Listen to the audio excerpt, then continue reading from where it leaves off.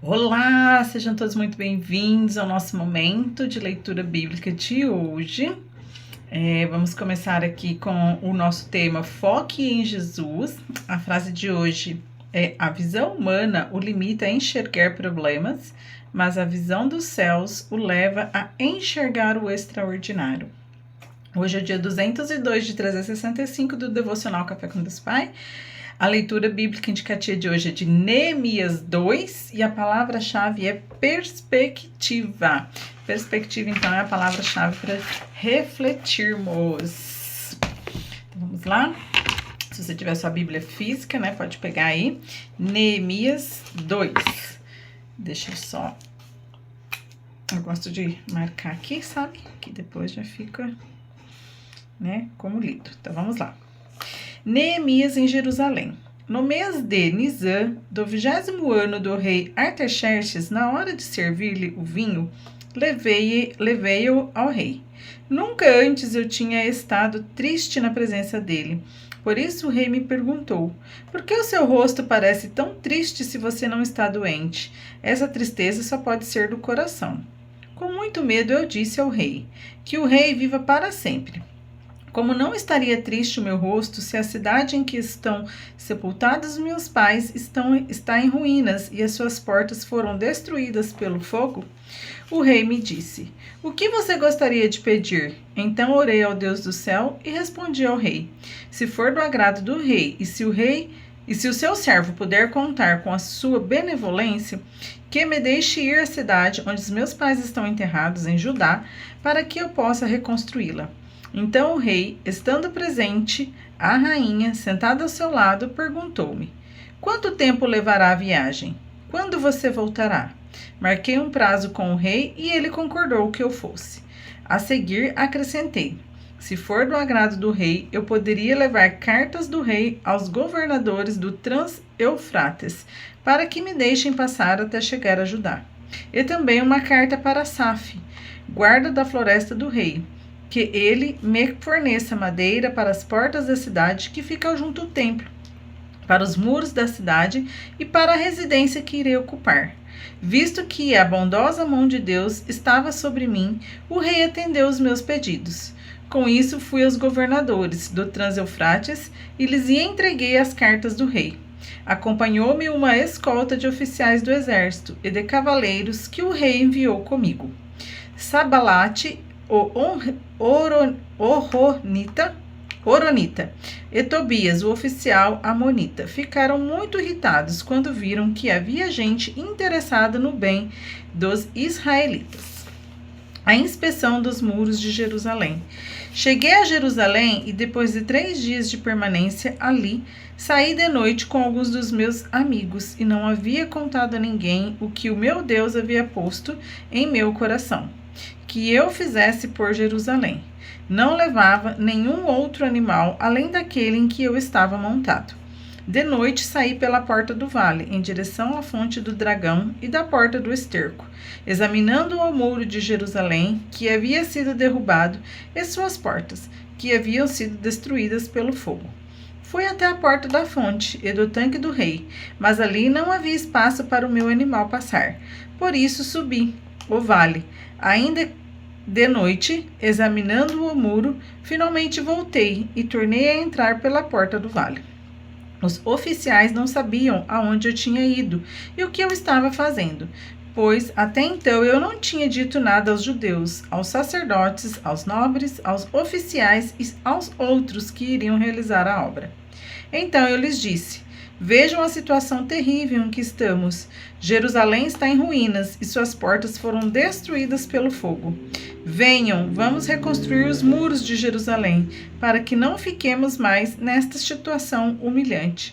Também lhes contei como Deus tinha sido bondoso comigo e que o rei me tinha dito. Eles responderam: sim, vamos começar a reconstrução. E encheram-se de coragem para a realização desse bom projeto. Quando, porém, Sambalate, o Horonita, Tobias, o oficial amonita, e Gesem, o árabe, souberam disso, zombaram de nós.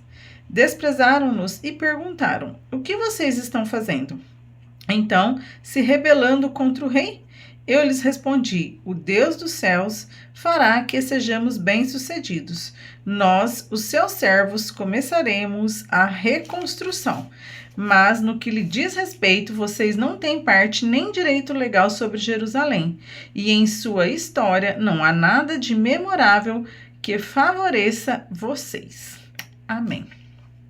Bom, a história de Neemias 2, né, conta que então, deixa eu só abrir aqui, quando Neemias pediu, né, em oração, primeiramente, para o rei, né, primeiramente a Deus, e depois ao rei, para que pudesse fazer a reconstrução de Jerusalém. Então, ele conta, né, ele fez ali uma apresentação ao Deus dos céus, em jejum, em oração, né, o pedido da reconstrução de Jerusalém. E Deus concedeu-lhe, né, através desta oração e através da permissão, da bondade ali, da atitude de bondade do rei, né, da época, para que ele então pudesse retornar a Jerusalém e fazer essa reconstrução. Então ele viaja para Jerusalém, né, e levando cartas aos governadores, né, pedindo autorização para esta reconstrução. Ele então vai para lá e leva consigo, né, algumas pessoas para que essa reconstrução então seja feita. E aí então ele traz aqui pra gente o quê? Que sempre antes de agirmos devemos orar, devemos pedir a Deus, né,